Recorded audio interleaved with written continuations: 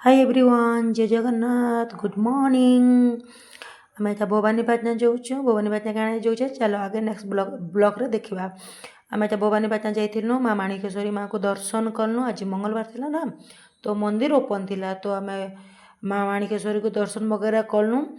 आज मु भवानीपाटना बहुत थर जाइए, फास्ट टाइम मो माँ माणिकेश्वरी को दर्शन कर किए किए भवानीपाटना मो ब्लॉग देखुन, निश्चय माँ जय माँ माणिकेश्वरी ब्लॉग रे लिखिए। आम माँ माणिकेश्वरी को दर्शन कर सारा बाहर को पलै आइलु। बाहर को पलै आइलु, बाहर बेले सपिंग वगैरह भी थी, सपिंग वगैरह कलु। क्या सपिंग कर निश्चय आपको नेक्स्ट ब्लॉग रे देखी। यहाँ सपिंग वगैरह कर सारापर लेट तो बहुत हो जाता ना, 3टा 3:30 पाखपाख हो जाता ना, तो आम खाना पीना करने बाहर गलु। खाना पीना करूँ। खाना पीना आम भेज ऑर्डर करूँ। आम सांगे जाइए आम भौणी जई, आम भौणी आउ मो हजबैंड मो पुआ जाइलु। आम 5 लोग जाइलु। खाना पीना करूँ। खाना पीना कर सारापर घर को भी बाहर अच्छी, बहुत लेट हो गला। बहुत बोले आमको